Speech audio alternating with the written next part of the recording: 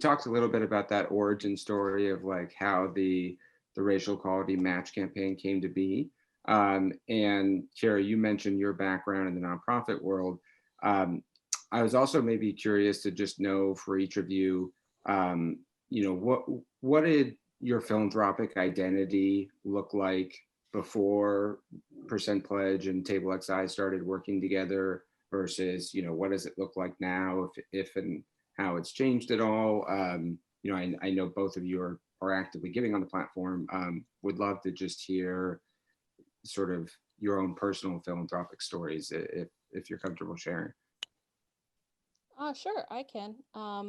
Yeah, as I mentioned, I was in the nonprofit sector, and um, so a lot of my funding kind of like story is much more around service. And I think that, we're talking about, Black History Month and MLK and, anti-racism and all of this. I think that it's really important to think about, um, for me, my story coming from a place of being in survival mode, and the kinds of ways that I can support organizations and the nonprofit sector is around service.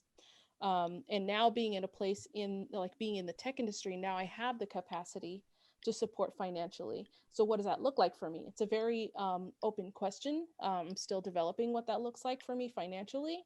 But the ability for me to be more philanthropic in a financial way is new.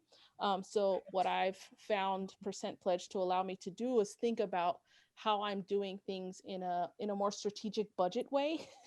So that I'm thinking about not just and I continue to still in the pandemic now, like providing mutual aid I think is important, being able to donate directly to like one-on-one to people.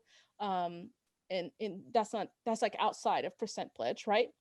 But still being able to think about me, thinking strategically about how I give and having the capacity to do that through this platform, while I grow into my ability to be more philanthropic.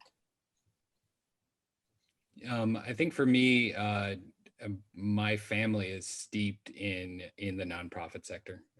Like both my parents have been working for NGOs for their entire adult lives.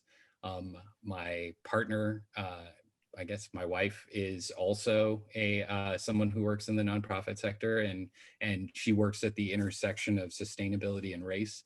And so oftentimes I'm a bystander in that process. And so being able to give financially is one component of that. I also think that the service component as well is of particular importance. But I think especially now, especially now, forever, race and gender and sexuality and all these other spaces that exist for folks' identities is something that I have a passion around. And Table XI has given me the opportunity to center that and to make that a part of my job and to not just do it on the sidelines. And so I kind of had to eat my own dog food and lean in as much as possible into this space, and to not think and to continue to learn, of course, but to also to share some of that life experience with folks as well.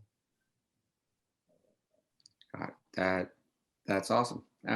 Thank you for sharing that. And Lloyd, what you described is frankly why Percent Pledge exists. My dad's run a nonprofit for about 25 years, and I kind of grew up in the space. And then when I started wanting to think about creating my own philanthropic journey, looking around and saying, hey, there's not really a very easy, transparent, ongoing way to do this. So maybe we could build something. And so that's awesome.